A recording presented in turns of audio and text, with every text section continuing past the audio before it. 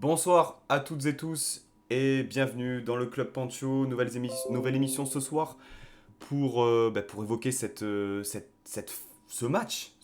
scénario, cette victoire du gym qui l'emporte 2 buts à 1 à Gaston-Montpied contre de valeureux Clermontois qui n'auront pas démérité, mais finalement le gym gagne, chope la deuxième place au Lensois. Et ce soir, pour parler de ce match à chaud, hein, c'est une nouveauté un peu dans le club Pantheon. On fait un peu avec les agendas des uns et des autres. L'habitué, le goth du quiz, j'ai nommé bien sûr Alric. Bonsoir Alric, et comment vas-tu? Bonsoir Pancho, bonsoir à tous. Écoute, ça va, on s'en sort plutôt pas mal avec ce match du gym, donc je suis plutôt de bonne humeur, même s'il y a des choses à dire. Et bon, et niveau santé, comme j'avais eu des soucis ces dernières semaines et je l'avais dit la dernière fois, ça va un peu mieux, donc on espère qu'on va passer une bonne soirée. Écoute, on le souhaite aussi naturellement.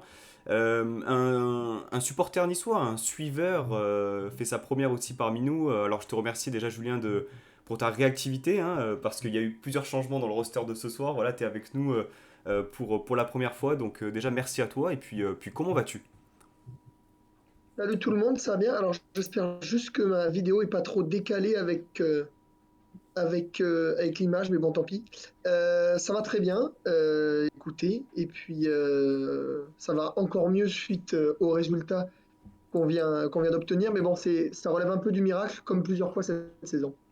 Effectivement, t'inquiète pas, la vidéo est d'assez bonne qualité. L'important, c'est qu'on voit le drapeau de l'OGC Nice en arrière-plan. Je crois que c'est ce qui est le plus important. Et puis, Exactement. on a le plaisir aussi d'accueillir Léo, donc, qui est journaliste du côté de France Bleu Auvergne actuellement, qui a suivi pendant 2 ans le Clermont Foot. Bonsoir Léo, comment vas-tu?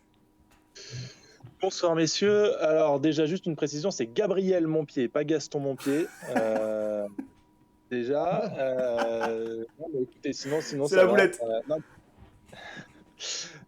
Non, ça va. Écoutez, Ah, moi, je suis pas le seul à faire des boulettes. pardon? Non, je disais, je suis pas le seul à faire des boulettes. J'avais fait la même boulette il y a quelques semaines. Ah, non, non, mais attendez, déjà que la saison est pas folle, alors respectez au moins S'il vous plaît. ce vénérable stade qui a été tout refait pour la Ligue 1, avec ses petites 13 000 places. Il y avait 11 600 personnes au stade ce soir et qui doivent être très déçus, un peu comme moi. Très très grosse ambiance, hein, soit dit en passant, Ah ouais, hein? dans votre 12 enceinte ce 000, soir. Ouais, non, mais beau. sincèrement, une vraie belle ambiance pour un match qui a été quand même dans l'ensemble assez rythmé, avec une première mi-temps clermontoise plus, j'ai envie de dire, hein, 1-0 au tableau d'affichage en rentrant au vestiaire. Je pense que s'il y a 2-3-0, Julien, là-dessus, il y aurait pas scandale.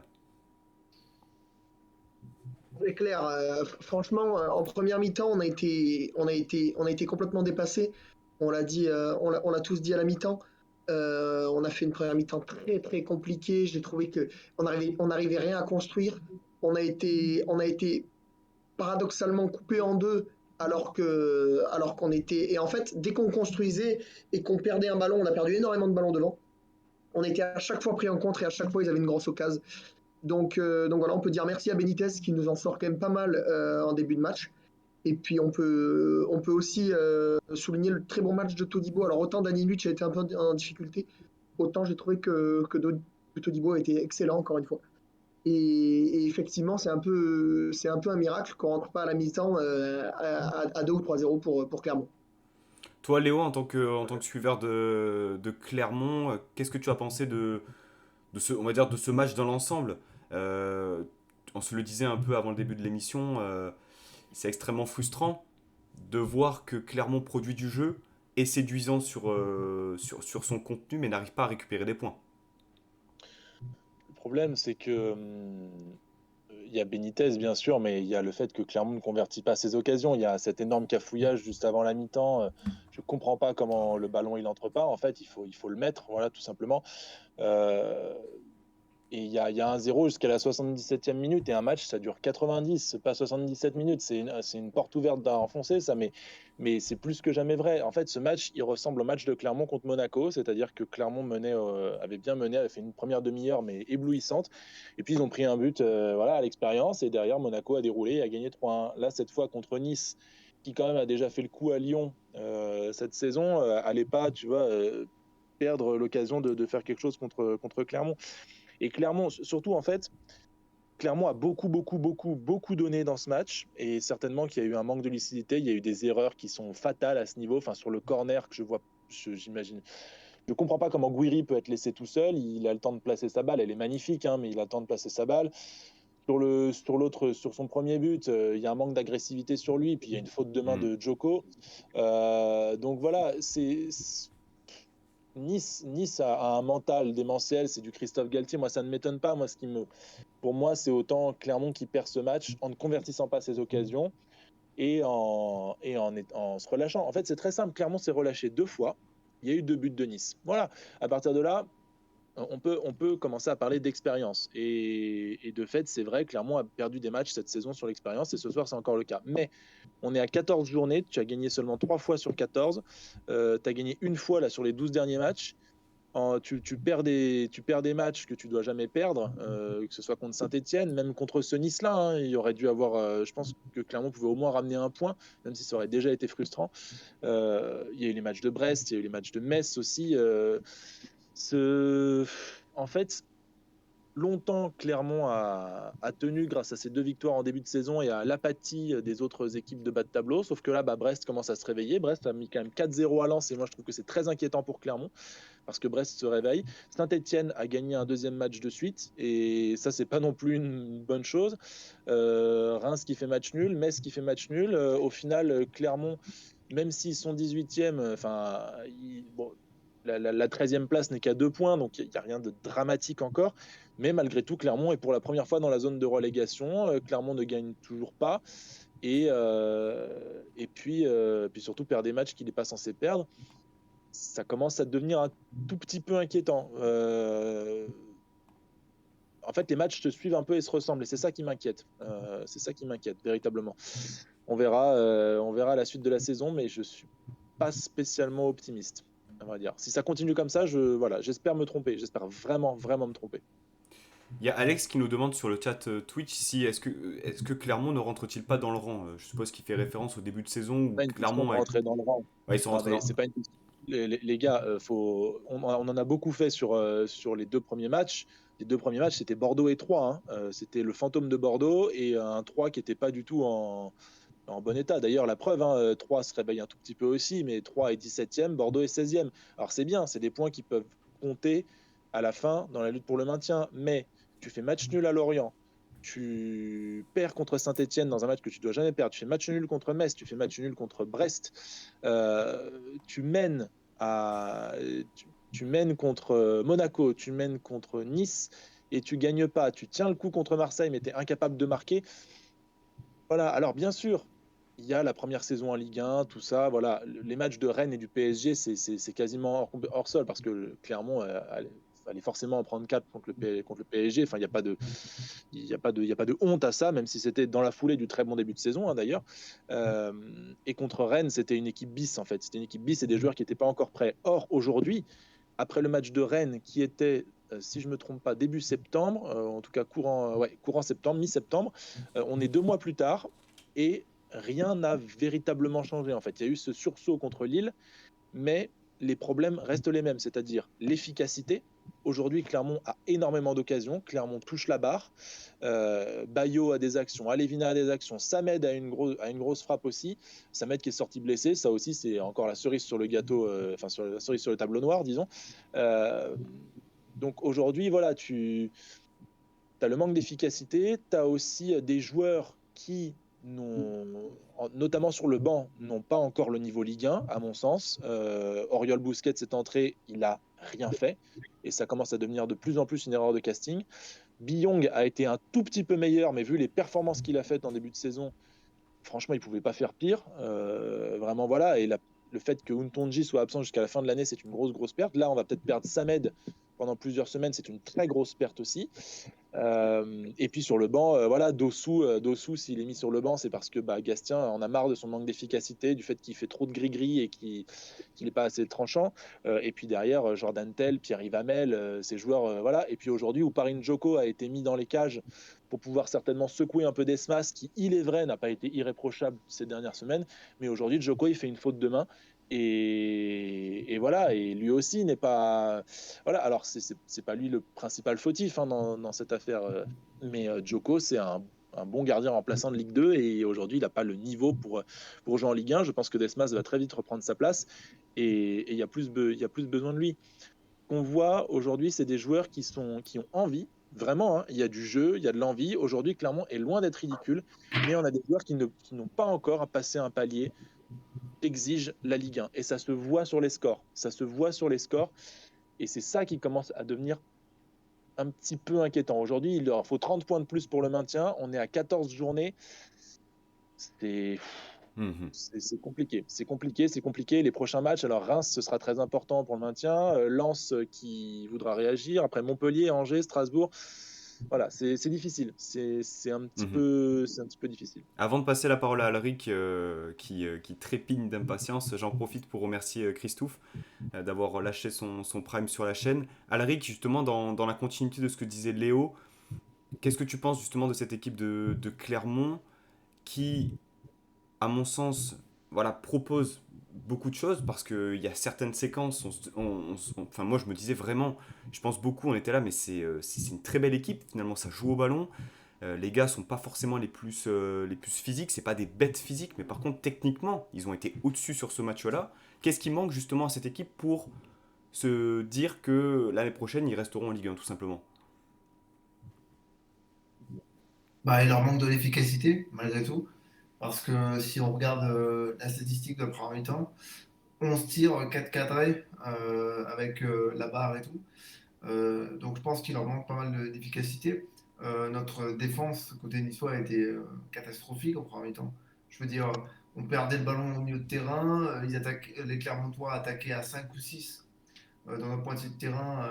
Et donc il y avait vraiment, comme depuis le début de la saison, il y avait vraiment cette envie de produire quelque chose, de ne pas rester, ce refus de rester dans son camp et de faire le bus. Non, non, ils ont joué pleinement leur chance.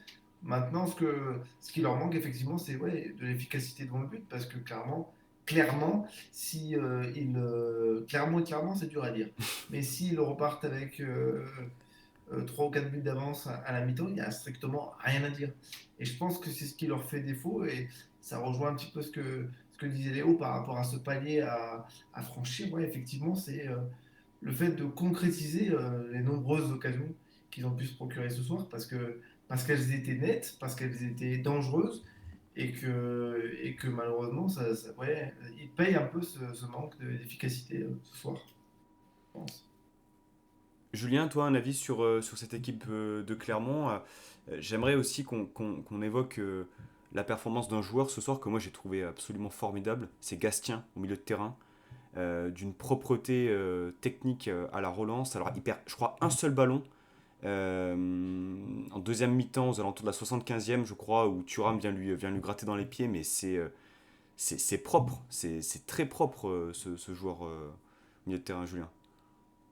Ils nous ont fait très très mal au milieu en fait en transition, notamment Gastien et l'autre au milieu, celui qui jouait dans le double pivot avec lui, là, Samed qui s'est Samed, blessé, ouais. ouais, qui s'est blessé à la fin. Ouais. Euh, ils sont très complémentaires parce que Samed est un peu le milieu box-to-box et Gastien un peu plus le joueur élégant à la relance. Et du coup, ils nous ont fait extrêmement mal en transition. Dès qu'on perdait un ballon devant, on perdait très souvent les ballons parce que dans cette animation, on n'a rien su faire devant en première mi-temps. Et donc, on perdait les ballons dans leur moitié de terrain et ils nous faisaient un mal terrible en contre. Enfin, c'était pas vraiment des contres, mais même en attaque placée, ça jouait bien, ça jouait proprement. Et sur chaque ballon, ils avaient une occasion, quoi. Donc c'est ça qui était un peu terrible. Les trois offensifs là, derrière Bayon ont été excellents aussi. Berthomier, c'est très bon. Alevina et l'autre à droite, Rachani. Rachani, je crois. Ouais. Ouais. C'est ça. Rachani. Euh, ouais. Ils nous ont fait mal sur les côtés. Et donc vraiment, voilà, c'est à chaque transition, on prenait un bouillon et comme on le dit depuis le début, si on rentre pas à 3-0, c'est vraiment une grosse chance. Il y a cette barre, il y a cette espèce de cafouillage là absolument incompréhensible où pendant 10 minutes ils sont devant la cage sans arriver à marquer. Ils ont eu un gros problème de réalisme aujourd'hui ce soir, c'est clair, parce que clairement à 2-0, je pense qu'on ne revient pas. Rachani a le souci. Moi, j'adore ce joueur. Je trouve que c'est de loin, de toute façon, la meilleure recrue clermontoise cette saison. Il a été très fort en début de saison. Aujourd'hui, il tire la langue depuis plusieurs matchs. Il est moins rayonnant. Il est moins, il est moins décisif et moins efficace, probablement parce que les allers-retours aussi avec la sélection du Kosovo n'aident pas. Il est à bloc depuis le début de saison et aujourd'hui, il a perdu plusieurs ballons quand même. Il a perdu 2-3 ballons intéressants. Voilà. De l'autre côté, Alevina revient mieux. Alevina joue mieux parce qu'il avait été écarté en début de saison. Et en plus, il était blessé. Il jouait pas. Aujourd'hui, c'est au tour de Dossou de largement baisser le pied et de devenir remplaçant. Alevina a beaucoup secoué. Mais voilà, ça marque pas, c'est pas efficace. Bayo, il marque une fois sur deux, certes, mais voilà. Aujourd'hui, Clermont, c'est la 15e attaque et c'est la 17e défense. Alors que l'année dernière, certes, c'était la Ligue 2, hein, mais l'année dernière, Clermont, c'était la 3e attaque et la meilleure défense. Aujourd'hui, pour vous dire un truc, hein, Clermont a encaissé autant de buts là, à la 14e journée de Ligue 1, qu'il a encaissé que sur toute la saison dernière en Ligue 2. C'est vous dire. Aujourd'hui, voilà, cette équipe, elle n'a pas franchi encore le palier. Après, pour revenir sur Johan Gastien, oui, c'est un joueur essentiel. Le souci, c'est il a loupé 3 matchs cette saison sur suspension parce que voilà, il s'est pris 2 cartons rouges, dont un qui est idiot contre Nantes d'ailleurs, où il a un geste d'humeur. Il risque Et est peut-être d'ailleurs scandaleux ce d'être. carton contre Nantes. Oui, non, Il mais est voilà. scandaleux ce carton. Après, ça va lui faire une réputation, c'est ça qui est emmerdant. Bon, voilà. Et puis, il avait pris un rouge contre Brest qui était déjà un peu limite. Voilà. Mais oui, c'est l'un des rares qui connaît la Ligue 1, d'ailleurs, qui l'a pratiqué un peu. Il a 33 ans. C'est peut-être celui qui joue avec le plus de pression parce que c'est le fils du coach, mais c'est celui qui est le plus, comment dire, celui qui est peut-être l'un de ceux qui est le plus haut niveau. Il est essentiel. Et quand Clermont joue avec et sans lui, c'est pas du tout la même chose. Il vient chercher les ballons au milieu de terrain, jusqu'en défense. Il les amène derrière. Il fait rampe de lancement pour Berthomier et pour les 3 de devant. C'est un joueur qui est vraiment essentiel. Il faut qu'il arrête de se prendre des cartons idiots, simplement. Mais en tout cas, voilà, aujourd'hui, c'est sûr que quand on voit d'ailleurs Oriol Busquets et Jonathan Iglesias centrés, hein, j'ai beaucoup d'affection pour Jonathan Iglesias, hein, c'est un super mec, c'est un mec exemplaire, c'est le capitaine et tout ça, mais c'est pas la même chose. Enfin, c'est Gastien avec un niveau de moins et Busquets, c'est pas encore du tout ça. Donc voilà, en fait l'indulgence envers Clermont est légitime, a été légitime pendant quelques matchs au début de saison. Aujourd'hui, elle ne l'est plus parce que avec de l'indulgence, tu te maintiens pas en Ligue 1 en fait. Et ça fait, on disait déjà l'année dernière que Clermont était une équipe de milieu de tableau de Ligue 1. De fait, dans le jeu, elle l'est, pas dans les résultats. Et au final, c'est les résultats qui comptent. Et c'est les résultats qui vont t'amener en Ligue 2 ou te maintenir en Ligue 1. Alors, il n'y a rien qui est encore fait, hein. Il n'y a rien qui est perdu. Le classement est encore hyper serré. Il suffit de voir, hein. Entre Nantes 11e, 18 points et Clermont 18e, 13 points, il y a 5 points. 5 points, c'est pas grand-chose, hein, finalement. Mais il va falloir faire une deuxième partie de saison parce que là, il va déjà falloir bien finir la première et faire une grosse deuxième partie de saison, sachant qu'il va y avoir la Coupe d'Afrique des Nations au milieu, que tu vas être privé de joueurs très importants. Et que tu prends pas les points à ce moment-là, y compris contre des équipes qui sont à ta portée, et qu'en plus tu réussis pas des coups contre des grosses équipes. Ça aurait pu être le cas contre Monaco, ça aurait pu être le cas contre Marseille, ça aurait pu être le cas contre Nice. Et puis tu as perdu des points déjà contre des candidats au maintien, contre Metz, contre Brest et contre Saint-Etienne. Donc au final, tu as déjà grillé beaucoup trop de jokers. C'est ça le point d'inquiétude. Je pense que tout Clermont attend un déclic de cette équipe. Mais C'est mais le manque aujourd'hui, d'expérience hein, que tu payes de toute façon. C'est le manque il n'y a d'expérience pas. de la Ligue 1. Oui. Ah ben non, mais il y a évidemment le manque d'expérience. Mais c'est la base du truc, certainement. Et bon, ça ne peut pas suffire, en fait. même avec un manque d'expérience, regarde, ils mènent quasiment 80 minutes contre Nice. C'est quand même balèze, hein. C'est quand même hyper fort. Pendant 30 minutes, ils ont mis Monaco à l'amende. Mais 30 minutes, c'est pas assez. 77 minutes, c'est pas assez. Voilà, tu tiens la dragée haute à Marseille, mais Marseille a une occasion. 80 minutes non plus. Voilà, Monaco a eu 3 occasions, ils ont mis 3 buts. Voilà, c'est aussi ça l'apprentissage de la Ligue 1. C'est voilà, resserrer les rangs, savoir être un peu dégueulasse. Voilà. On parlait du style de jeu de Clermont.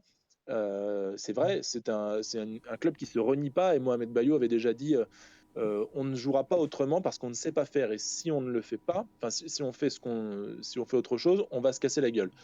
Il a raison et ça se voit d'ailleurs, ça paye. Mais il faudrait peut-être un petit peu plus de cynisme dans le jeu, un peu plus tu vois, d'être un peu dégueulasse et de tenir, de mettre un peu le bus sur la fin. Accepter de défendre, resserrer les rangs et puis Ouais, aller grappiller des points tout simplement. Aller voilà, et contre puis sa nature quoi. voilà, et être beaucoup moins naïf parce que vraiment, vraiment, le but de Gouiri, le deuxième là, jamais de la vie, il doit arriver. Voilà, que tu te fasses dépasser par Under en vitesse et qu'il te mette une frappe du futur, bon bah qu'est-ce que tu veux y faire, voilà. Mais là, Gouiri tout seul au second poteau pour caler une superbe frappe, c'est pas possible. Donc voilà, c'est Et qui encore a un raté match. son Grosse contrôle erreur en plus. défensive, hein. Pardon? C'est une grosse erreur défensive de Oui. l'oublier comme ça au second poteau. Alors après, ils sont peut-être un peu cramés parce que le problème, c'est que quand tu manques de réalisme comme ça, mais que tu fais un gros match, je pense que dans les 15-20 dernières minutes, ils sont un peu bouillis, vous êtes un peu bouillis. Mais même en étant bouilli, tu dois pas faire une erreur défensive pareille. Ouais, bien sûr, non, non, mais il y a la lucidité, la naïveté, l'expérience, voilà, on dit tout ce qu'on veut, mais à un moment, une fois qu'on a dit ça, qu'est-ce qu'on fait?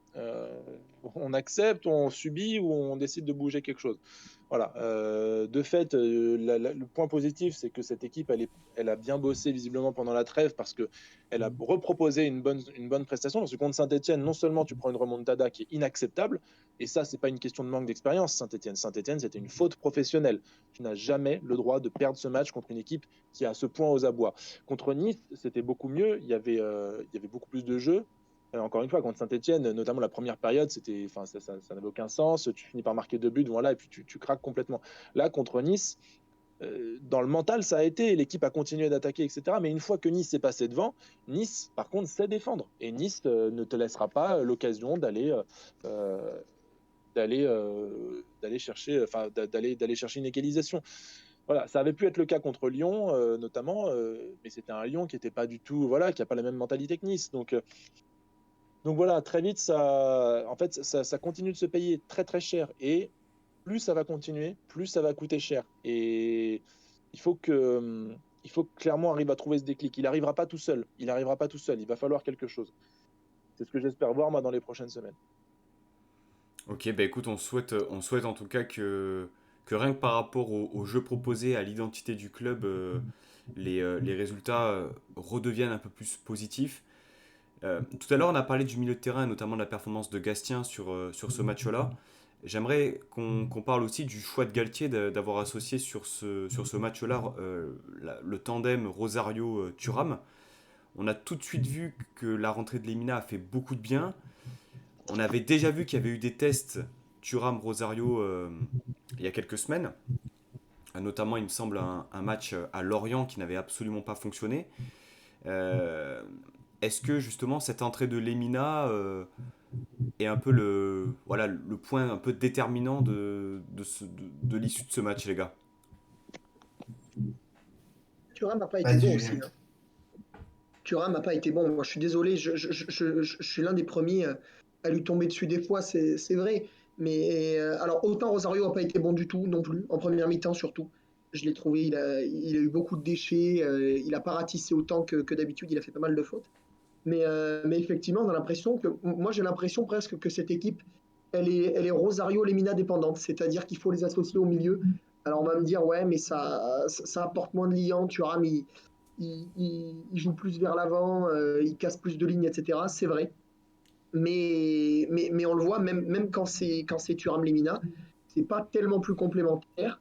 Et finalement, nos meilleurs matchs, on les a fait avec Rosario Lemina au milieu. Donc moi, Moi, j'ai eu du mal avec le match de Thuram aujourd'hui. On voit quand Schneiderlin est rentré, il a apporté beaucoup plus. Non, j'exagère, mais il fait une passe décisive qui est quand même à souligner. Alors, Attends, j'exagère sur Schneiderlin parce qu'il a été un peu invisible. Et il fait une passe décisive qui est quand même à souligner vraiment. tout à fait. Et il faudra pas qu'on l'oublie parce qu'elle est jolie, sa passe décisive. Bon, après, il a été un peu inexistant, c'est vrai. Je crois que Mais d'ailleurs, si stat à l'appui, je crois que d'ailleurs c'est sa première passe décisive depuis qu'il a signé à l'OGC Nice, à vérifier. Hein, mais Attends, je vais appeler Brice de Avantinissa. Tu vas répéter ce que tu viens de dire sur Schneiderlin, ça va te faire plaisir.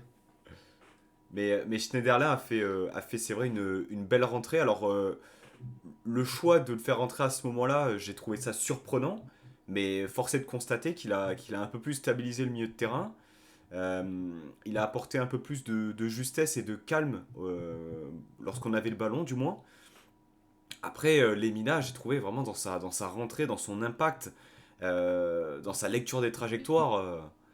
Enfin, j'ai pas compris pourquoi il n'était pas titulaire en fait sur ce match-là. Bah ouais, c'est surprenant. Maintenant, il faut aussi se dire que pendant la CAN, il sera pas là, Lemina. Donc on sera obligé d'avoir Rosario Thuram au milieu de terrain. Après, ce que je constate, et je l'avais dit à la mi-temps, lorsque Kefren Thuram n'a pas Mario Lemina derrière lui, il est obligé de faire des tâches défensives, il est obligé de se restreindre un petit peu. Et Kefren Thuram n'est pas un numéro 6, Kefren Thuram n'est pas un numéro 6 ou un numéro 8 d'ailleurs. Hein. Kefren Thuram est un petit, presque meneur de jeu qui a besoin de monter, qui a besoin de casser des lignes. Et c'est pas un ratisseur de ballon, c'est pas un joueur qui va aller faire ce que fait Mario Lemina ou même Pablo Rosario quand quand ils sont associés tous les deux. Donc, de fait, il le fait parce que c'est son positionnement, mais ce que je constate, c'est que lorsqu'il a Lemina avec lui qui fait tout le travail défensif qu'il peut abattre, eh bien, il peut, Kefren Thuram, se projeter plus facilement vers l'avant et créer des occasions. Quand on voit que Rosario, lui, est un peu en dessous, eh bien, les deux ne fonctionnent pas, il n'y a aucun automatisme, aucune complémentarité. Et donc, forcément, c'est malheureux à dire, mais on a perdu beaucoup de ballons bêtes au milieu de terrain, souvent assez haut, et on s'est fait prendre en compte méchamment. Ce qui, paradoxalement, est notre jeu, si on regarde bien depuis le début de la saison, c'est la récupération haute et la projection vers l'avant. Ce soir, les rôles étaient inversés. Et, euh, et oui, à partir du moment où Lemina est rentré sur le terrain, tout s'est un peu plus rééquilibré.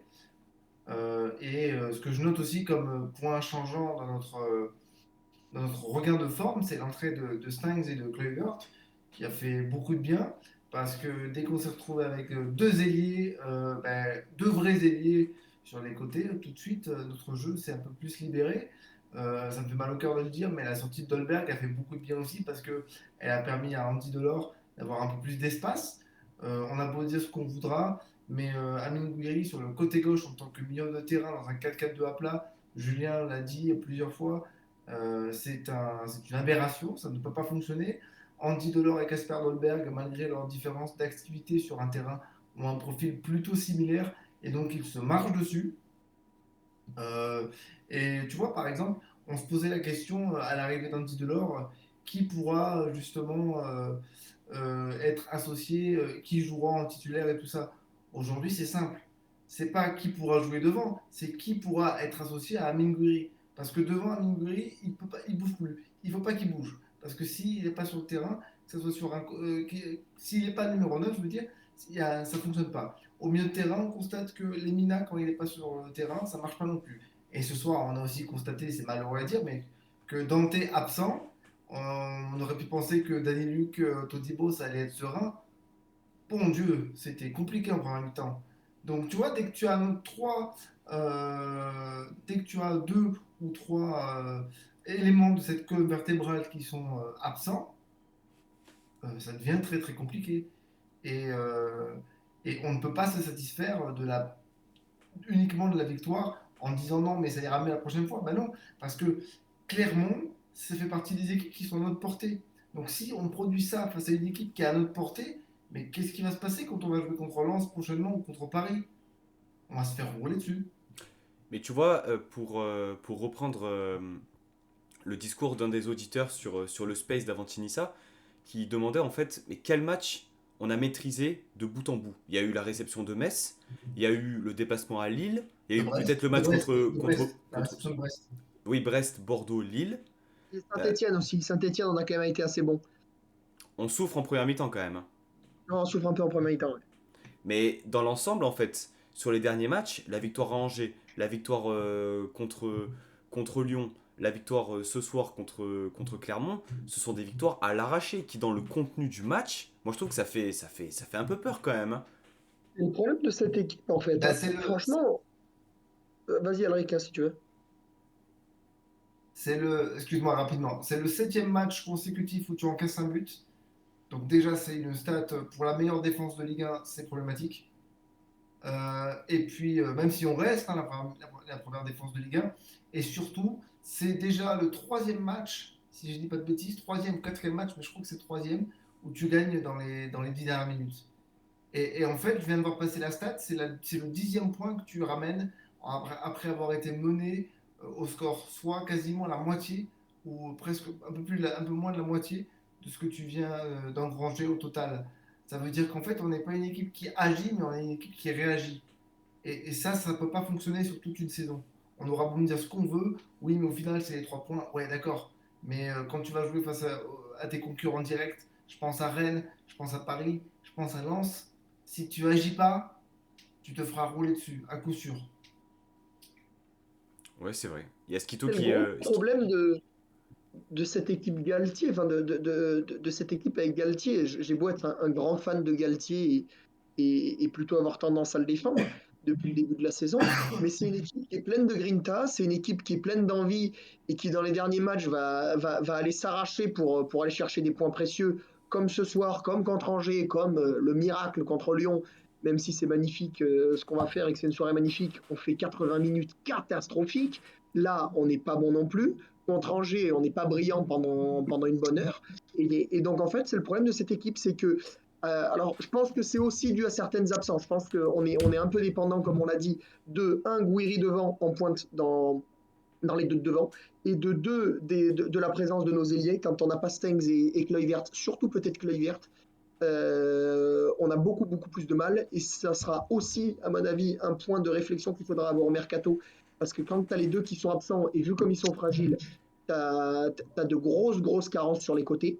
Donc, est-ce qu'il ne faudra pas aller chercher peut-être un ailier au mercato? Ça serait peut-être pas aberrant.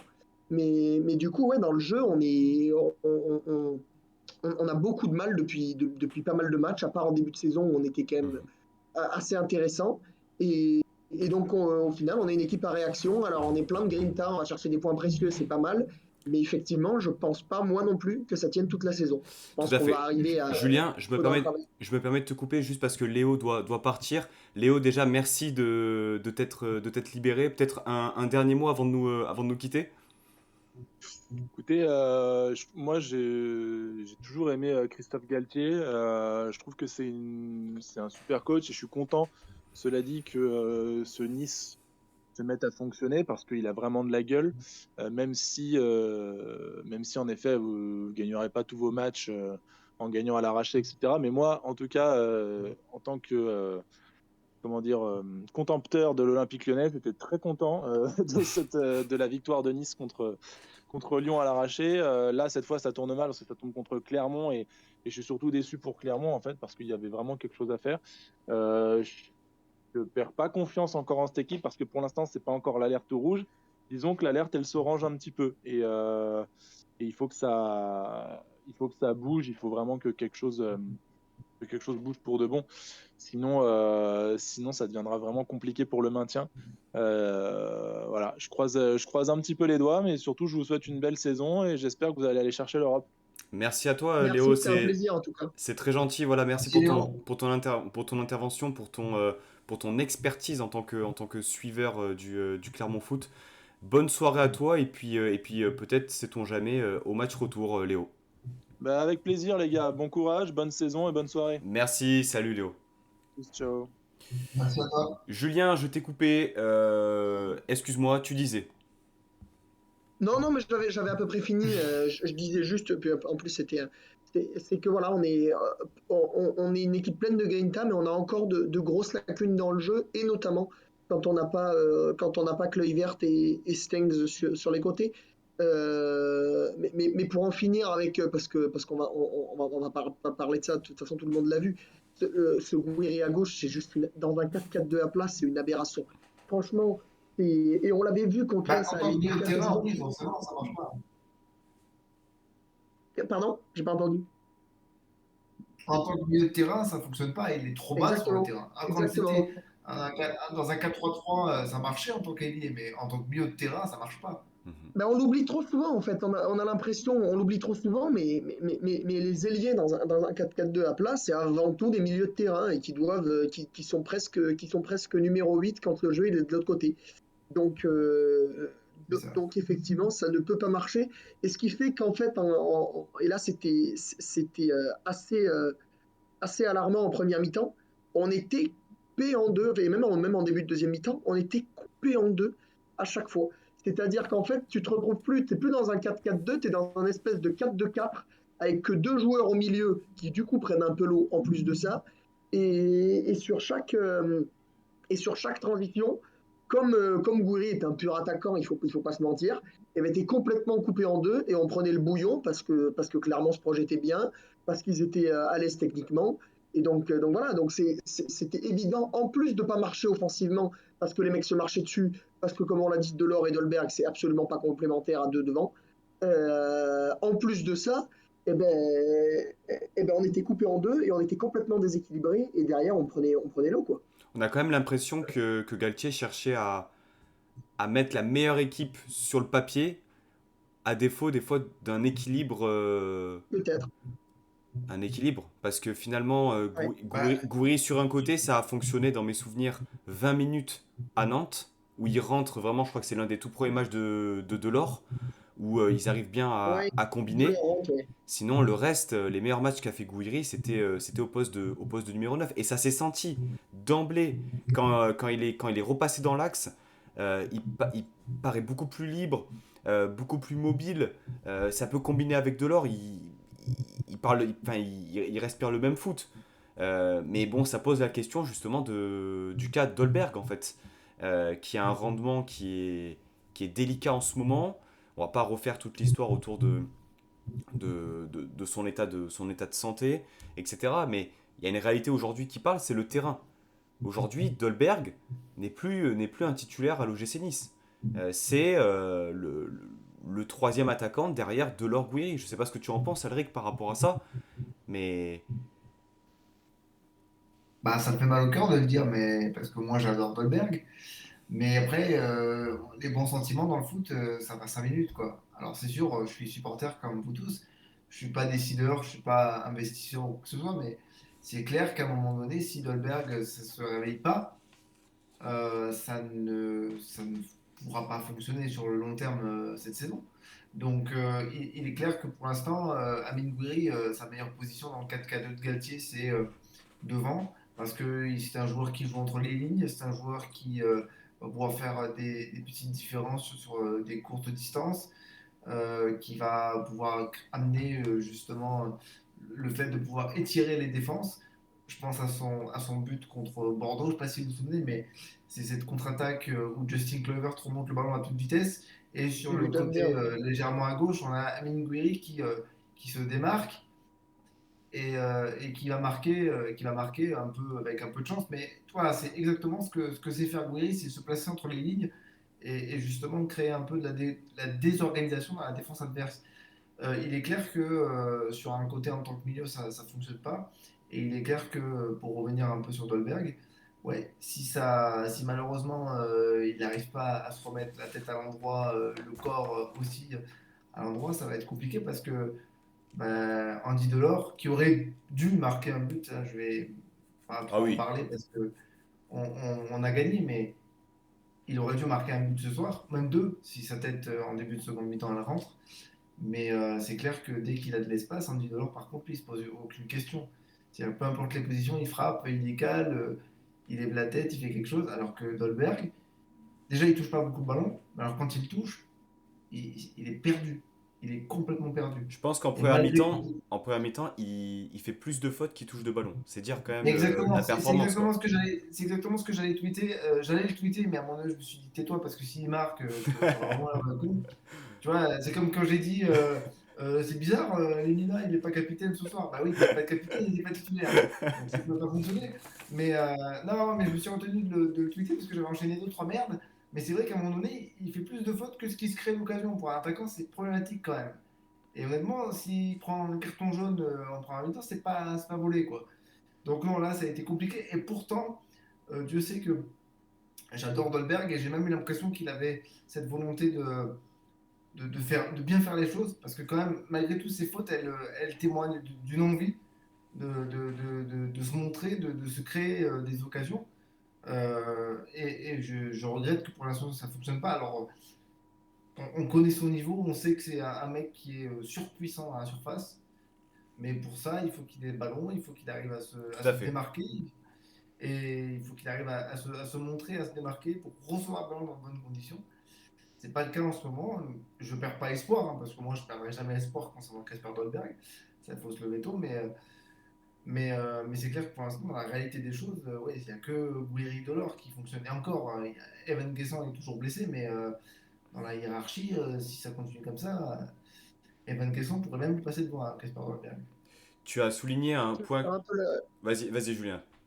Ouais, non, juste pour finir un peu enfin, sur Dolberg, pour nuancer, je vais faire un peu l'avocat du diable parce que comme Alric, je suis un fan du joueur et du bonhomme. Je pense aussi qu'il a payé de.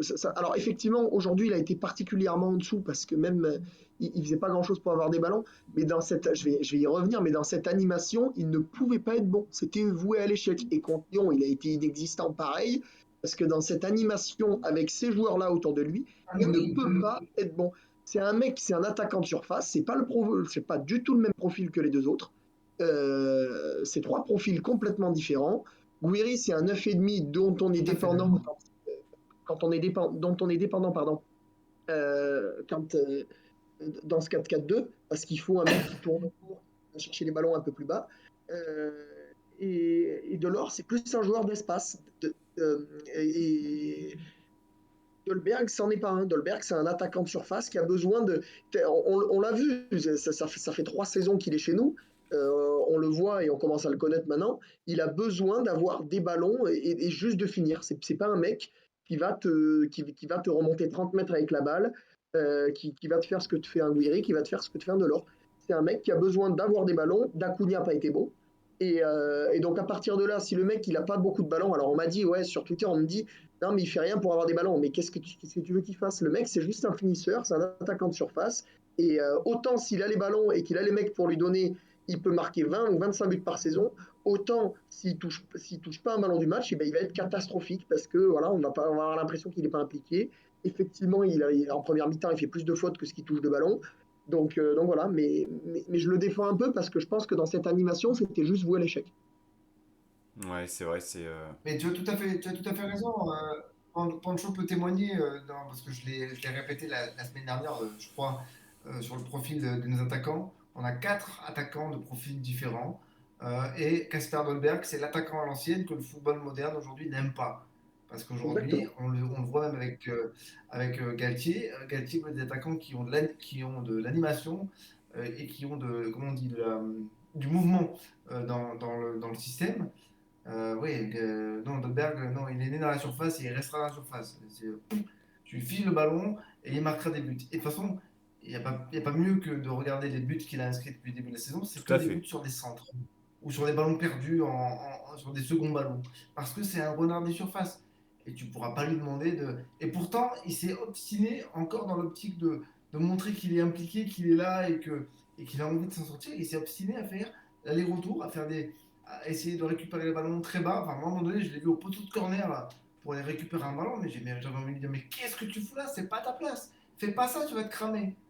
Fais pas ça, tu vas te cramer. Moi, je préfère qu'ils redescendent pas à chercher le ballon, qu'ils laissent les joueurs type Kluivert, maintenant qu'il est revenu, il va pouvoir justement décharger Dolberg de faire ça. Mais je préfère qu'il reste devant, qu'il campe un peu dans la surface, pas dans la surface, mais dans la moitié de terrain adverse, plutôt que de faire les glace et de toucher 5 Bah, ballons en match, quoi. typiquement, la faute Mais il qu'il a pas fait le ballon. sur le coup franc, qui donne le but de Clermont, c'est justement un retour défensif où, bon, moi Mais j'ai tout. ouais, mais il faut pas qu'il fasse ça. Il faut pas qu'il fasse ça. Ouais, mais finalement, c'est un peu ce que demande Galtier. Tu l'as dit toi-même, les attaquants sont, dans son système sont extrêmement mobiles. Je pense que il peut le faire parce qu'il a les capacités pour, mais c'est pas exactement son type de jeu. Et attendons de voir aussi les retours dans le 11 type de Stengs et Kluivert pour voir justement peut-être un Dolberg un peu plus, qui sera un peu plus touché dans la surface de réparation. Et lorsqu'il aura les ballons à se mettre sous la dent, parce que concrètement, c'était risible pendant 60-70 minutes, ça envoyait des parpaings, que ce soit Todibo, Danny Luc ou même le milieu de terrain, il n'y avait aucune Ouais, ça transition. m'énerve. Enfin, je veux dire, Ça m'énerve. Ça m'énerve de voir ces ballons en tu l'air. peux pas lui Ouais, demander, tu peux pas lui demander de faire un contrôle poitrine de haut but, de jouer en remise, etc. Enfin, je veux dire, c'est quand même techniquement, tu peux le réussir, mais il a besoin, ce type de joueur, qu'on amène le ballon dans la surface, et dès qu'il a une occasion, dès qu'il a une situation, ça va tirer, et puis la frappe va être cadrée, c'est sûr. Tu pour, vois, ce genre d'action avec les ballons loin devant, ça me fait penser à cette OGC Nice moisie du début des années 2000 en première division, où on ne savait pas quoi faire avec le ballon. On demandait à Pancho, justement, à Mardonado, d'envoyer des longs ballons vers l'avant sur Kabadiawara et consort. Et tu te dis, putain, mais c'est pas ça le football, bordel! C'est pas ça le football, tu vois, c'est le football à l'anglaise, mais qui n'existe plus aujourd'hui. Non, aujourd'hui, il faut que tout le monde touche enfin, plus ou moins le ballon et que ça joue collectif. Tu peux pas demander à ton attaquant, bon, ben tiens, démerde-toi avec ça.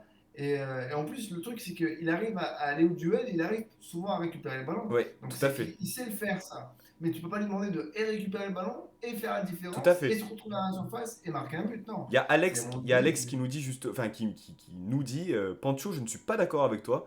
Je pense qu'il peut servir aussi de pivot grâce à son physique. Mais complètement, complètement, Non, il non, peut le mais faire. Il peut le non, faire. oui, Mais oui. tu peux pas Mais oui, l'utiliser il peut le uniquement faire. Mais que dans ce registre-là parce que ce serait dommage en fait parce que c'est c'est contre-productif. contre-productif et c'est contre nature par rapport à son profil. Voilà.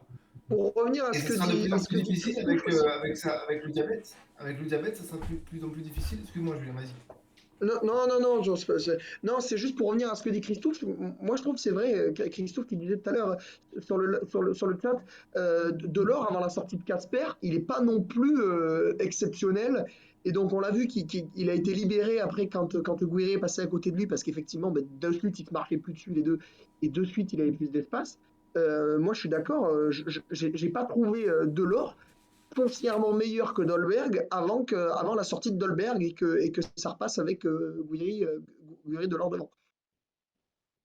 Mais ça veut dire qu'ils peuvent pas être associés tous les deux ensemble. Mais on le répète depuis Ouais, le début quand même. Ça, c'est... ouais. Mais par contre, du coup, pour finir un peu sur ça, je suis pas certain, et ça me fait très mal au cœur de le dire, mais je suis pas certain qu'à contrario, si c'est Delors qui sort, Dolberg soit libéré, tu vois. Peut-être. Peut-être. Bah, c'est surtout que t'es Parce qu'il est pas en en manque fin de de match. confiance terrible, hein. En fin de match, ça me paraît compliqué de voir. Enfin, je pense que justement, Delors, de suite, en fin de match, quand il a été un peu plus libéré, il a de suite beaucoup apporté. Tu vois, le corner, c'est lui. Le corner sur le deuxième but de Guiri, c'est lui Ouais, ouais, bien qui sûr. est un peu tout seul et qui va mettre une frappe. Donc en fin de match, c'est sûr qu'un Delors, il est plus utile avec sa grinta, avec sa vitesse, avec sa prise des espaces. Enfin, c'est une équipe un peu bouillie. Il est plus utile qu'un Dolberg, c'est sûr. On va refermer la parenthèse Dolberg. Coup de chapeau à Stéphanie Frappard qui ne sort pas le rouge sur Andy Delors. Alors c'est vrai que sur la... Non, bah ouais, mais là, si elle sort le rouge là, mais déjà qu'elle a été en roue libre en seconde Ah mi-temps. mais sur le match, je suis désolé, sur le match... C'est Ouais, catastrophique. même Je pour le l'ai match, hein. défendu, moi, il y Je a sais quelques pas. jours sur Twitter, mais elle a été Sur ce catastrophique. match-là, Et franchement, j'ai vu quelques matchs justement où elle était arbitre et justement je trouvais qu'elle arbitrait très bien. Mais sur ce match-là, sur les décisions, sur les fautes, sur les cartons jaunes, à un moment elle met un carton jaune à Rosario sur une faute en première mi-temps. Oui, Il y a rien du tout. Il y a rien du tout. heureusement qu'elle sort pas le rouge non, heureusement mais qu'elle sort pas le si, rouge pour Delors, enfin le deuxième jaune, parce que sur le premier jaune, il n'y a rien, je ne sais pas si vous en souvenez, c'est une faute à 80 mètres des buts sur le long de la ligne de touche, elle vient lui foutre un jaune inexplicable, et donc heureusement qu'elle ne met pas le deuxième, parce que ça m'aurait gonflé, vu que le premier n'était pas mérité. Par contre, sur le deuxième, il mérite vraiment de prendre Ah, un bon jaune. complètement. Sur le jaune de Rosario, je crois que elle le sanctionne d'avoir laissé un peu traîner le pied, mais surtout de contester, parce que Rosario s'est relevé de manière un peu véhémente et Ah, lui a expliqué un peu la vie. Donc elle a fait comme tous les arbitres, hein, de toute façon. Si tu parles un peu trop fort, tu prends un jaune parce que c'est pas toi qui décide. Mais non, franchement, je crois que j'ai jamais vu autant de fautes sifflées contre une équipe dont les joueurs tiennent pas sur leurs jambes, quoi. Je veux dire, clairement, ils ont passé plus de temps par terre ce soir, hein. C'est horrible. c'est vrai. C'est horrible. À chaque contact, il tombait. À chaque contact, il tombait, il y avait faute. Et à un moment donné, on joue au foot ou on joue au basket? Non, mais elle semble un peu aussi parfois être, malgré elle, un peu influençable par l'écrit. Je l'ai vu siffler beaucoup de fautes 2-3 secondes après le contact, où elle est influencée par une roulade ou un cri ou quoi. Elle est passée totalement à côté de son match et, et effectivement, clairement, a passé une grande partie de son match par terre et donc ça l'a influencé et c'était assez irritable. Ah, mais heureusement que Dolberg, il n'a pas une grande gueule parce que le premier contact au bout de 45 secondes dans la surface, je peux te dire Il y a que ça péno aurait tous les pas jours. été débile d'aller au moins vérifier la barre, hein. Il n'y a pas eu de vérification. Ben Enfin, non, justement. elle Ouais, n'est enfin, il y a les pas. mecs dans le camion qui vérifient quand même. Il y a les Oui, mecs dans oui, il y a eu dans le camion VAR qui il y a eu la vérifient. vérification dans le camion. Elle n'est pas allée vérifier. Mais surtout, nous, on n'a pas eu de ralenti clair, net, précis Au ralenti. pour se faire une idée, hein. Pour moi, il y a péno, hein. Je suis Non. désolé, Bah, moi, de ce que je pour moi, vois, il tombe pas on tout en a seul, eu hein. deux, trois. Le mec joue pas le ballon. Pour moi, il y a péno. Et c'est absolument pas un scandale de siffler péno. Et pour moi, même, il y a juste péno, quoi. Voilà. Et c'est ce que Dolberg sait faire, c'est prendre le ballon dans la surface, se projeter et il met en difficulté la défense. Mais comme c'est au bout de 45 secondes, ben, c'est pas certain que l'arbitre ait le cran de siffler penalty. Ouais. Bah, c'est surtout que dos au but, Dolberg, je veux dire, c'est quand même un joueur qui est assez solide. Pour arriver à le bouger sans toucher le ballon, je veux dire, il peut pas tomber tout seul. C'est pas dans le type en plus du joueur d'en rajouter. Bah non, surtout pas Dolberg, hein. Il a plutôt tendance à presque à s'excuser d'être tombé. Messieurs, juste avant de passer Ouais. au quiz, j'aimerais qu'on parle d'une performance qui a été, qui a été évoquée un peu euh, à la mi-temps. C'est celle de Flavius Daniluk.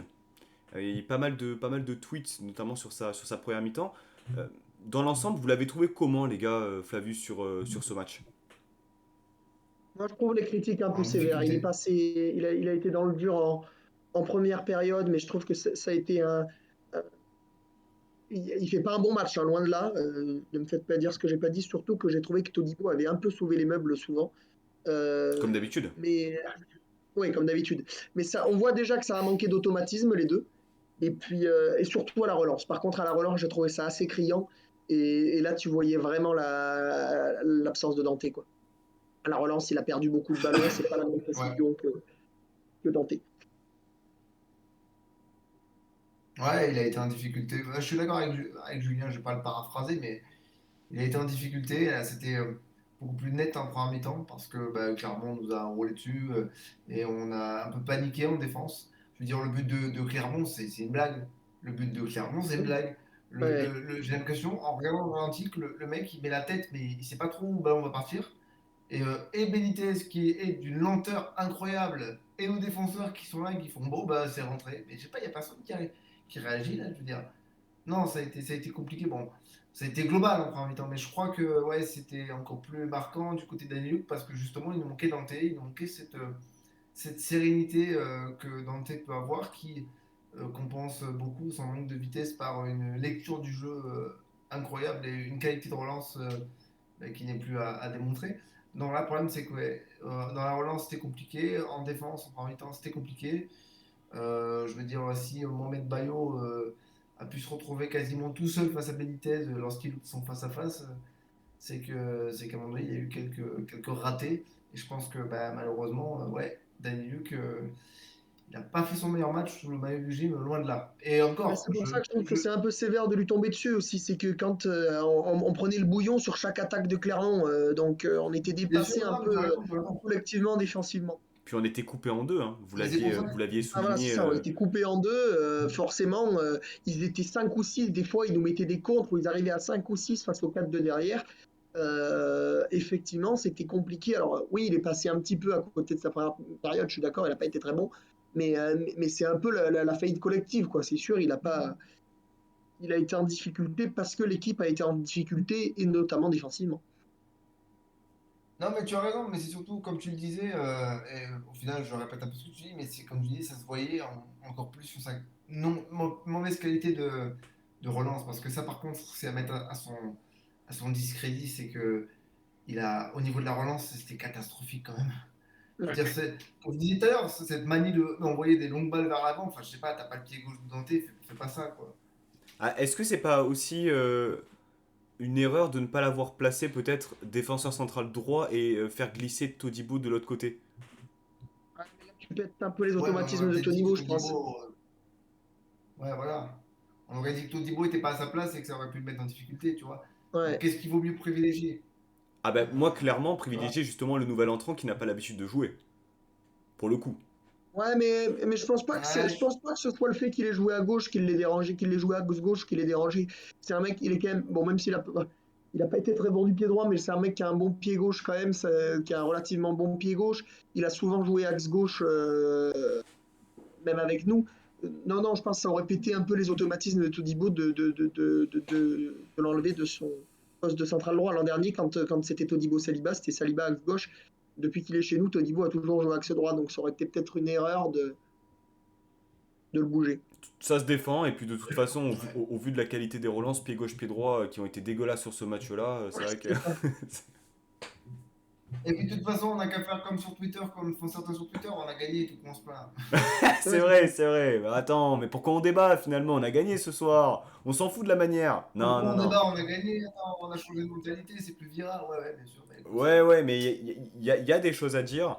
Et en tout cas, on est quand même très souvent en difficulté lorsque l'équipe en face joue, tient le ballon et est techniquement propre, hein, on n'aime pas les blocs bas et on n'aime pas les équipes qui jouent. Comment on fait? On n'aime pas les blocs bas et on n'aime pas les équipes qui jouent. Comment on fait? bah, ouais, là, ça commence à être compliqué, ouais. notre registre, c'est peut-être voilà, de défendre et puis d'attendre une contre-attaque, hein. La première occasion et la seule occasion qu'on a en première mi-temps, hein, c'est la reprise d'Acuna. Ça vient sur un contre, en fait. Une relance express. C'est notre registre, en fait. C'est les transitions rapides. Et je trouve ça Ouais, dommage vu la qualité qu'on a c'est quand on sait, sur le terrain. c'est quand on sait récupérer le ballon haut, ce qu'on a su faire en tout début de saison, lors des matchs contre Bordeaux, contre Lille. Enfin, ces matchs sur lesquels on a été à l'aise, quoi, finalement, et avec plein de réussite. Et dès qu'on manque légèrement de réussite, dès qu'on a du mal, dès qu'on arrête de récupérer les ballons hauts, dès qu'on arrête d'imposer notre physique, notamment avec cette paire au milieu de terrain, Rosario Lemina, de toute façon, je considère qu'on a eu du mal à partir du moment où on a arrêté d'associer Rosario Lemina au milieu de terrain. Certes, il se projette pas trop vers l'avant, mais putain, il n'y a rien qui passe quand les deux ils sont avant. Totalement d'accord. Moi, j'aimerais apporter une petite nuance sur ce que tu dis, Alric. Euh, D'accord pour Lemina. Je trouve que vraiment, dans son entrée, il arrive vraiment à bien stabiliser le milieu de terrain. Il a même sa petite touche technique des fois dans la relance qui fait du bien. Il a fait deux ou trois fois sur son entrée. Après, tu rames sur la première mi-temps. C'est l'un des seuls qui arrive à surnager par rapport au reste Ah de l'équipe, je non. trouvais. Ah, attends, c'est le seul qui se bat, le Ah seul qui arrive à non. se projeter. Melvin Barr sur son côté. Melvin Barr sur son côté, s'il te plaît. Ah, je te trouve dur avec Thuram, je te trouve dur, franchement. Ah non, Julien, non, qu'est-ce que non. t'en as pensé de Thuram sur ce match? Non, mais je l'ai dit en début de live, là, moi je suis un peu sévère avec Thuram, je l'ai trop fait. Autant en première mi-temps, ouais, c'était le seul qui arrivait à se projeter, il y a une offensive, là, je crois, où il s'en mêle un peu les pinceaux, et puis au final, c'est Delors qui la récupère et qui frappe. Et donc, c'est une belle percée quand même de Thuram, comme toujours, on le sait. Mais moi, il m'énerve des fois dans sa nonchalance et ça gratte moins de ballons. Et je pense aussi qu'on on était tellement coupé en deux que peut-être qu'avec Lemina Rosario, dès le début du match, ça n'aurait pas changé grand-chose. Mais le milieu a été quand même. Il n'a pas du tout le même volume de jeu qu'un Lemina ou qu'un Rosario. Tout à fait. Et donc, effectivement, on a été un peu en difficulté, peut-être aussi à cause de lui sur le plan défensif, je parle. Après, effectivement, balle au pied, c'est peut-être l'un des seuls qui a surnagé. Mais en deuxième mi-temps, il s'est un peu éteint, franchement, et sa sortie, elle est logique. Et puis, faire rentrer. Alors, je vais revenir une dernière fois dessus. S'il te plaît, Alric, ne m'insulte pas. Sur Schneiderlin, qui a fait une bonne rentrée. Et franchement, je ne suis pas sûr que Thuram ait fait un meilleur match que Schneiderlin. Bon, après, Schneiderlin a joué 10 minutes, mais il a un peu stabilisé les choses au milieu. Il fait une super remise sur le but de l'égalisation. Et franchement, on est très sévère à juste titre avec Schneiderlin depuis son arrivée, qui est quand même assez décevant, pour ne pas dire. Et c'est un euphémisme. Ah oui, clairement, Mais, c'est un euphémisme. Oui. Ouais, mais Il a j'ai pas pris trouvé de qu'il carton avait fait jaune une ce bonne soir, je crois. rentrée. Qu'après, quand on tenait le ballon, Alors, il a un peu amené de la sérénité qu'amenait pas forcément Thuram aujourd'hui dans son jeu. Je l'ai pas j'ai pas trouvé Thuram transcendant et même comme un joueur qui surnageait en première mi-temps.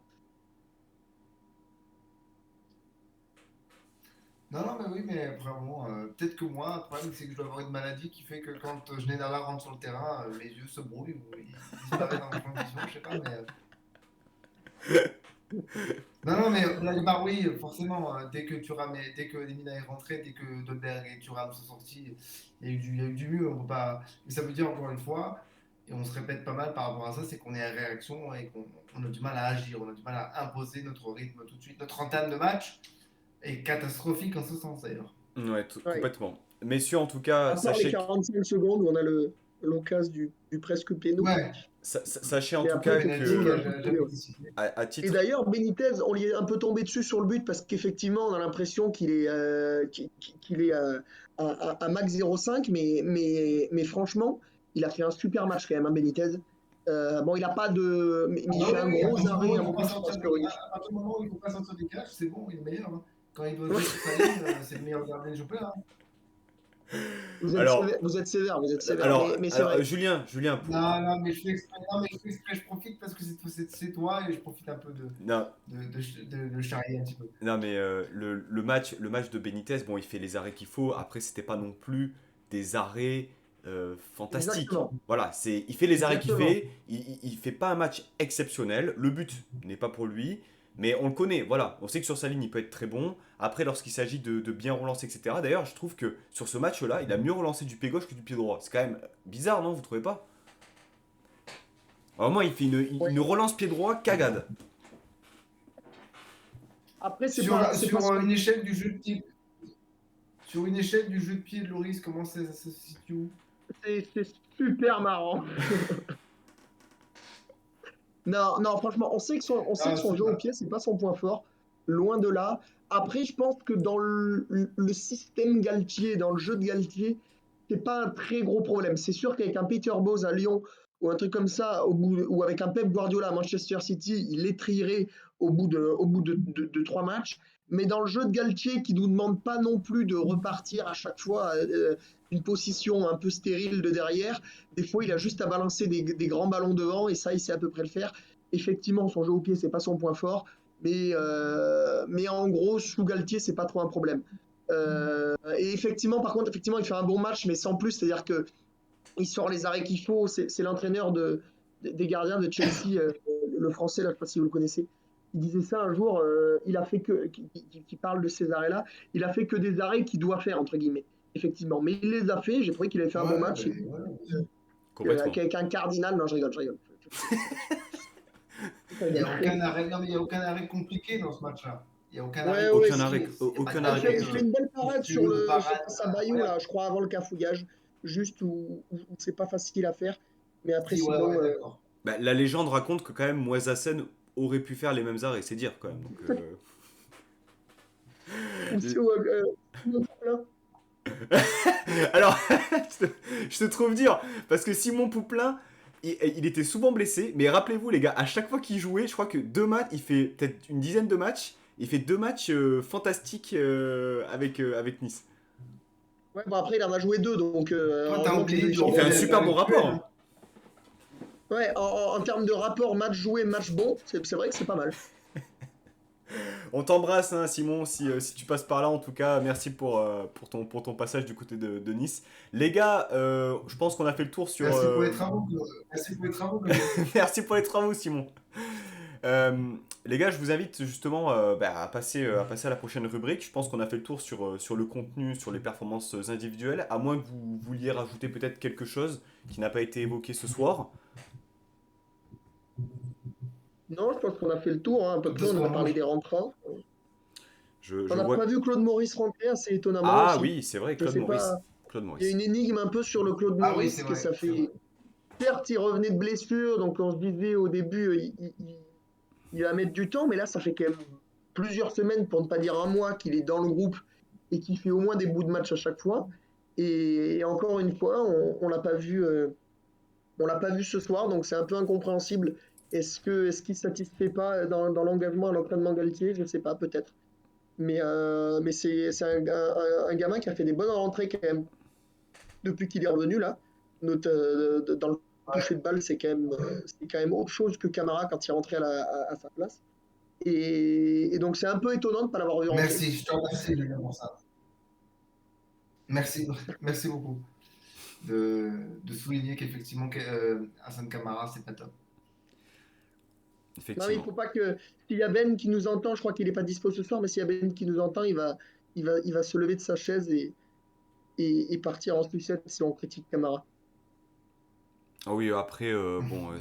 sur les derniers matchs, je pense que Ben, il a quand même la présence d'esprit Oui, j'espère. de bien avouer que c'est quand même compliqué pour Camara. Messieurs, je vous propose de passer directement au quiz.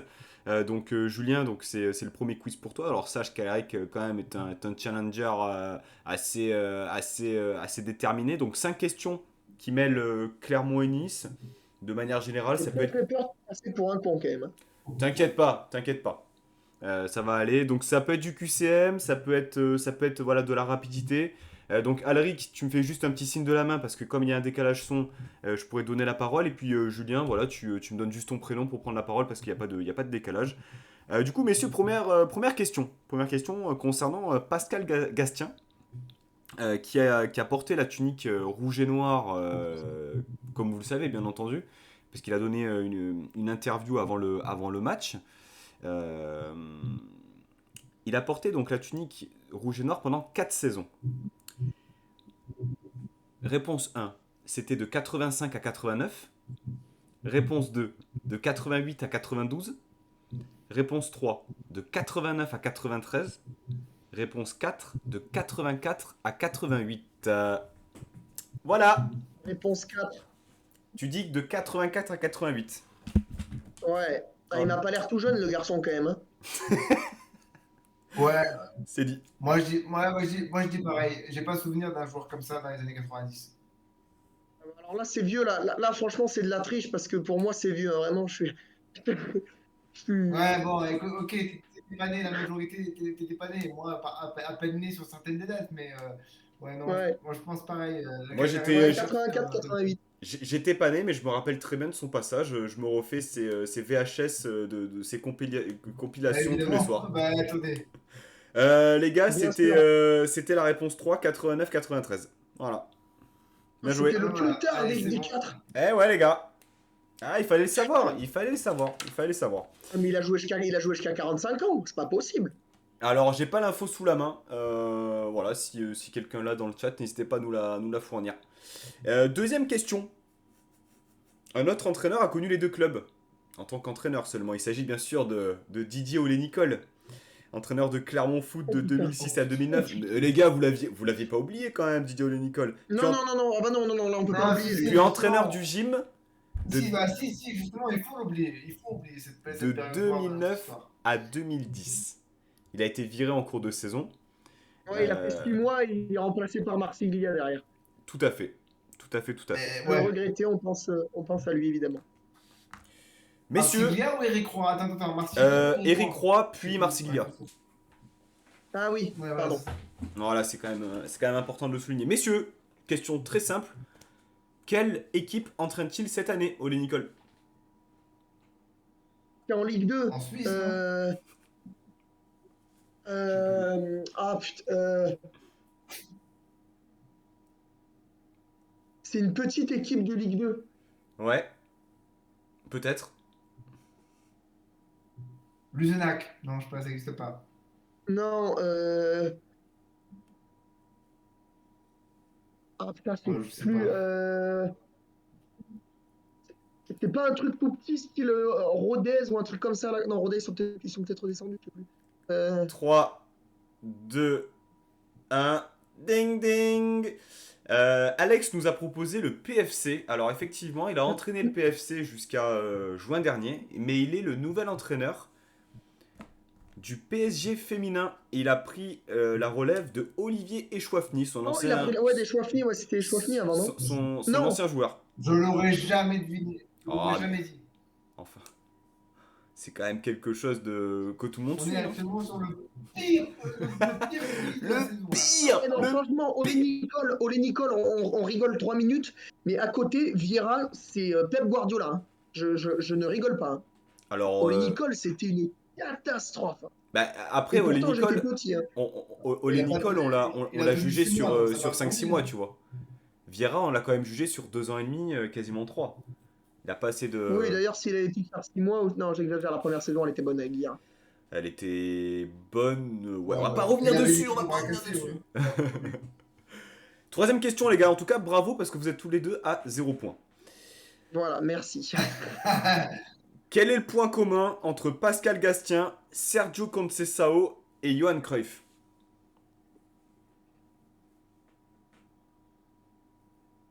Ils ont tous les 3 joué au Portugal?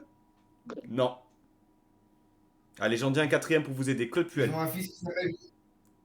Ah, ils jouent avec leur fils, ils ont entraîné leur fils. Bien, Julien. Ah putain, je savais que c'était un truc comme ça. mais je Pascal savais pas le Gastien genre.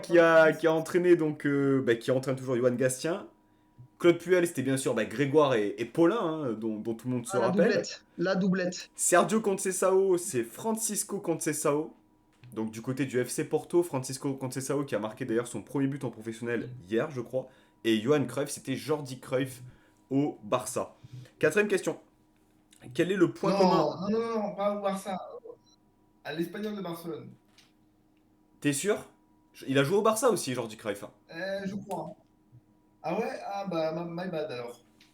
Il a joué à l'Espagnol, mais il a aussi joué au Barça et c'est son père qui le lance. À vérifier, mais je suis quasi sûr.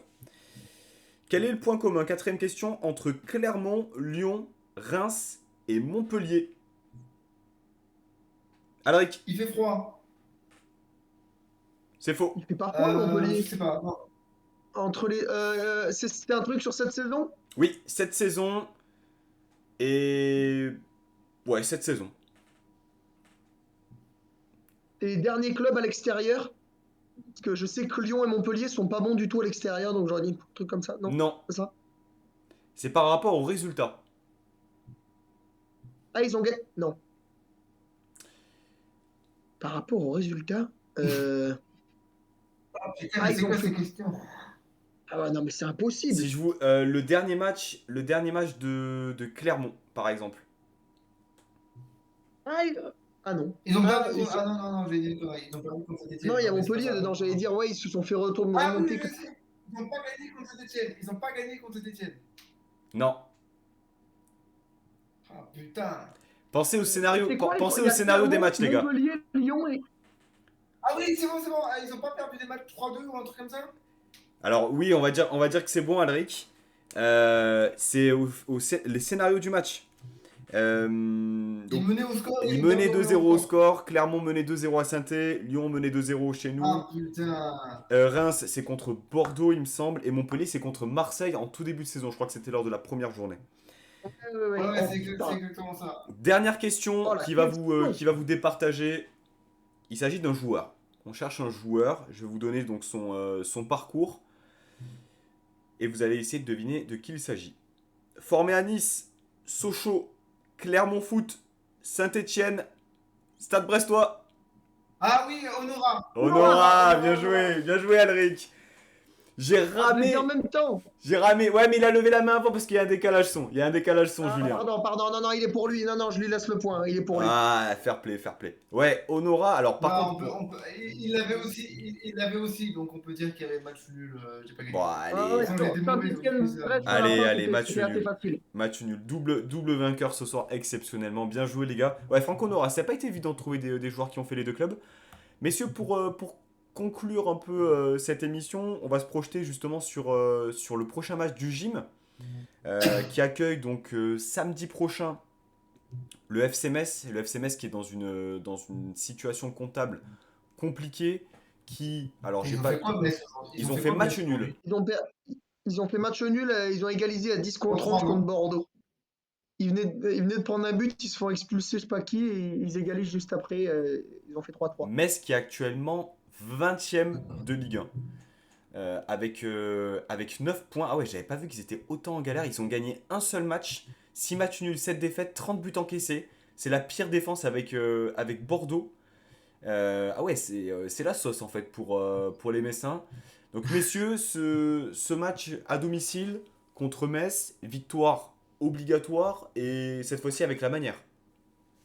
Victoire obligatoire, c'est sûr, mais on a la fâcheuse tendance depuis très longtemps, et on a failli le faire encore aujourd'hui, à relancer les petits. Donc je ne suis jamais à relancer les clubs qui sont au fond du trou. Ça fait depuis Favre, ou peut-être depuis Favre, je pense qu'on a cette fâcheuse tendance, quand on fait des bonnes saisons, on finit dans les 4 ou dans les 3 premiers, on va se péter la gueule contre les 20e ou les 19e qui n'ont pas gagné un match depuis 10 journées et qui viennent comme par hasard gagner contre nous. Donc j'espère qu'on va pas renouveler ça, mais effectivement, c'est 3 points obligatoires et avec la manière en plus obligatoire. Alaric. Christophe Galtier, pour redevenir un petit peu sérieux, Christophe Galtier disait que après le match contre Montpellier, normalement, on avait des adversaires à notre portée. Et le match de Montpellier, on faisait partie, mais c'était un peu un tournant dans la saison. Là, on a raté notre première occasion d'être deuxième tout seul en perdant contre Montpellier. Mais il est clair que des matchs comme Clermont ce soir, des matchs contre Metz prochainement, sont des matchs à notre portée. Et c'est aussi lors de ces matchs-là que l'OGC Nice doit affirmer qu'il a des ambitions, qu'il a l'effectif et la capacité de pouvoir s'imposer parmi les meilleures équipes de la saison. Et bon, même si on empoche les 3 points contre Clermont ce soir, on a quand même montré de grosses lacunes. J'aimerais, honnêtement, je pensais qu'on avait compris un peu Montpellier et je pensais que la trêve avait servi à ça. Mais j'aimerais vraiment que le gym franchisse un vrai palier dans l'entame de ces matchs parce que bordel de merde, c'est insupportable, c'est usant pour eux, pour nous, et encore pour nous, je dis ça, mais moi je pourrais très bien m'en foutre puisque ça changerait ma vie, mais pour eux, ça doit être usant de courir après le score et d'aller puiser dans les réserves mentales à chaque fois parce que punaise, c'est quand même, quant à les joueurs qu'on a, on devrait être en mesure d'être beaucoup plus serein et d'imposer une certaine patte. Alors oui, on m'a fait la réflexion tout à l'heure sur Twitter que ça ne fait que 4 mois que le championnat a repris, qu'on a changé tous les joueurs et tout l'environnement du club en début de saison et qu'il faut des automatismes. Oui, c'est vrai quand on est au mois d'août, au mois de septembre. Putain, on est au mois de novembre là. On est à la fin, Ouais. on est à la fin de la première partie de saison là, dans un mois. Ça Et puis devrait ne c'est pas bizarre être parce le cas que normalement. contre Lille, la pilule qu'on met à Lille en début de saison, on réussit parfaitement notre début de match.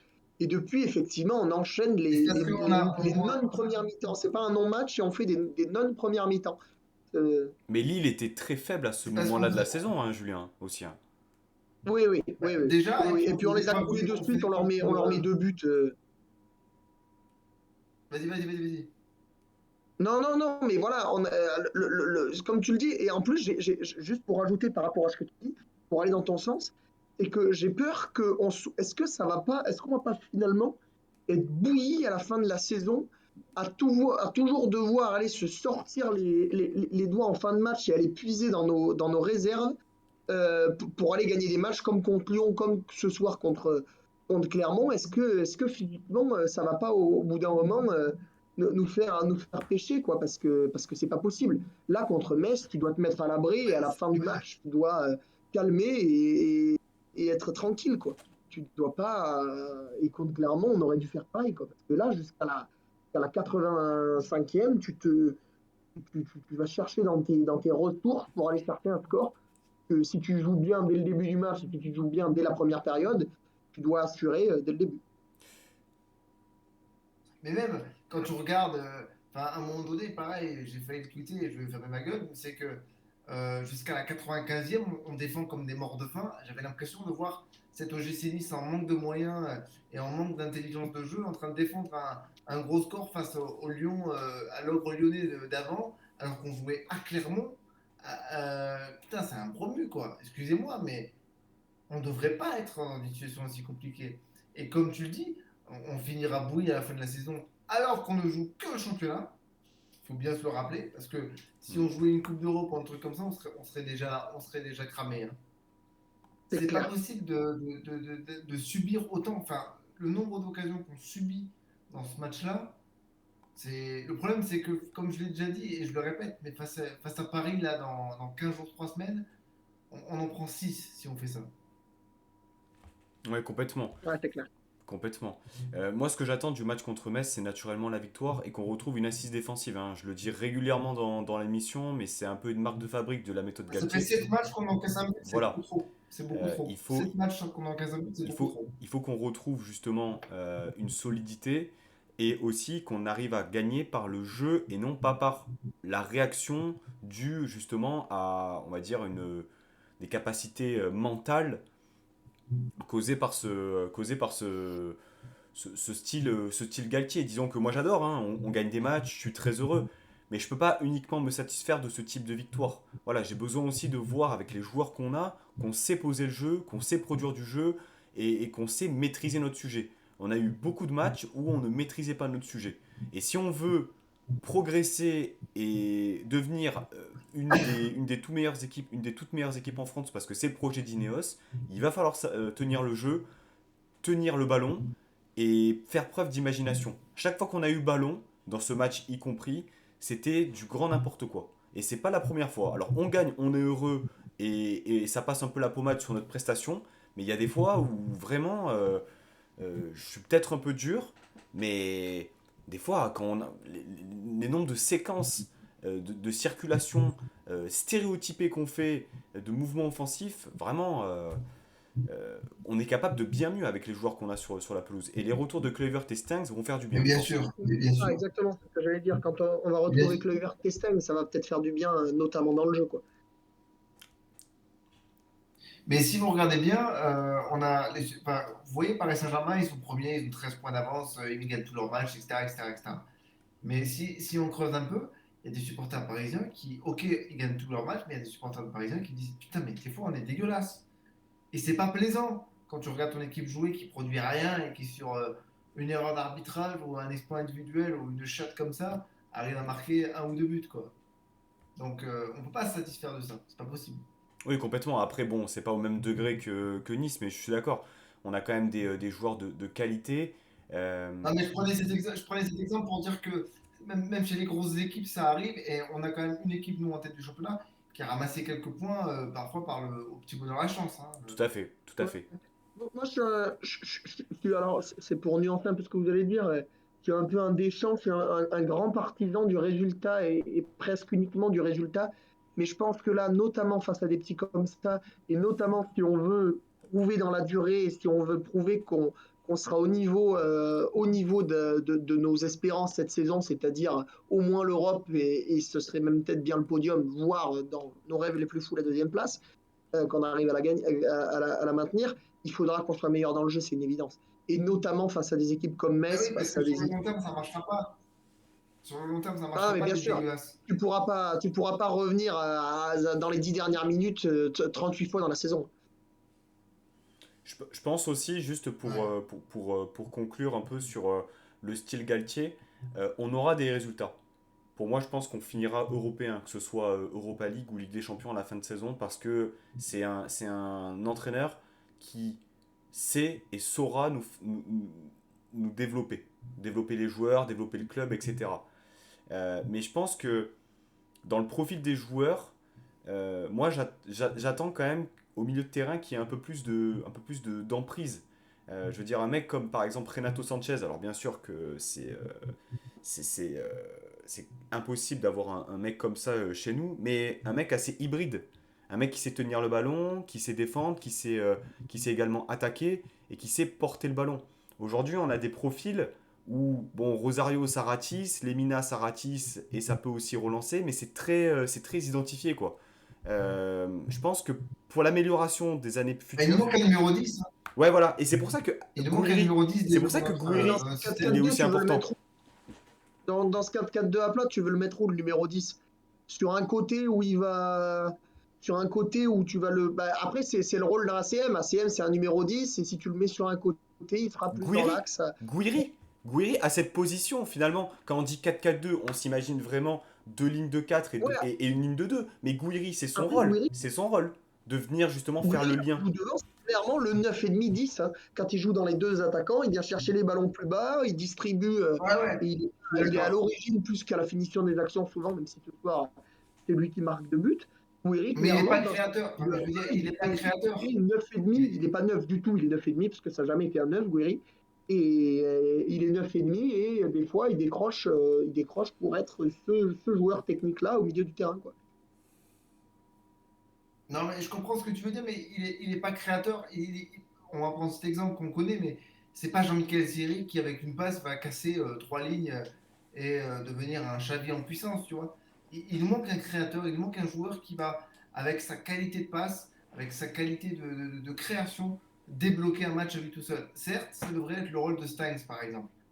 Mais Steins, il a joué 8 matchs depuis le début de la saison, et encore Ouais, 8 mais morceaux c'est de ça. match. Et Kluivert, de l'autre côté, il a joué 4 matchs. C'était le cinquième ce soir. Non, mais c'est Stengs, hein, c'est le rôle d'un Stengs ou éventuellement d'un ACM de l'autre côté qui joue. Mais effectivement, c'est le rôle d'un Stengs qui va venir entre les lignes et qui va casser des lignes par la passe et qui va faire le liant et qui fera qu'on ne sera pas coupé en deux.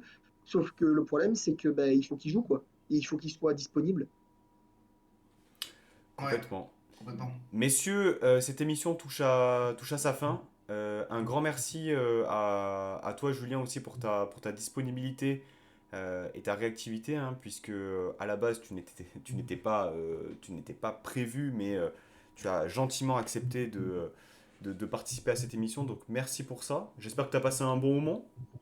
Un grand merci à toi. J'espère que ce ne sera pas la dernière fois, en tout cas, parce que j'ai passé un très bon moment. J'espère avoir été au niveau, même si c'était une première, c'était pas tout à fait facile, notamment au début de prendre mes marques. Mais en tout cas, c'était un plaisir. Merci à toi pour l'invitation et j'espère revenir avec plaisir.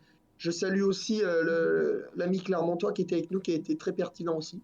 Et puis, c'était un plaisir, Ouais, évidemment, super. d'échanger avec Ouais, Alric. super. Ouais, donc il s'excuse, hein, il me dit désolé, j'étais un peu contraint, mais j'ai essayé d'en dire le maximum pour compenser. C'est vrai qu'on lui a laissé un peu plus la parole, mais Ouais. il était un peu timé, donc il n'y a pas de souci là-dessus. Ouais, Écoute, Julien, après, il a dit beaucoup de choses. Il a dit beaucoup de choses au début du live, donc ça a compensé, mais c'était super pertinent. Et puis, Alric, un plaisir, évidemment, d'échanger avec Alric pour ma première fois. Plaisir Puis avec partagé. toi. Ouais. Et puis avec toi, non, franchement, c'était un plaisir, les gars. Merci pour l'invite. merci à toi. Et puis écoute, non, non, t'as été parfait, voilà, t'as été parfait. Une masterclass, j'ai envie de te le dire, Julien. Merci bien. Et puis merci à toi, Alric, aussi pour ta présence ce soir. On se retrouvera Merci. donc la Ouais, semaine prochaine pour le match de Metz. L'émission du Club Pantio aura lieu donc dimanche soir, dans les heures un peu dans les mêmes heures qu'aujourd'hui. Donc c'est vrai qu'à la base c'était un lundi soir, mais bon, avec l'agenda professionnel, on fait aussi comme on peut, hein. L'essentiel étant de faire une émission. Les gars, je vous souhaite une très très bonne soirée. Bonne Olympico si vous vous mettez devant ce soir. Et puis je remercie aussi donc Viper, Alex, Christophe et toutes les personnes qui nous ont rejoints sur l'émission de ce soir. Très bonne soirée à vous et puis à très vite pour une nouvelle émission, les gars. Bonne soirée à tous, bonne soirée au chat. Salut. Salut les gars. bonne soirée, à bientôt.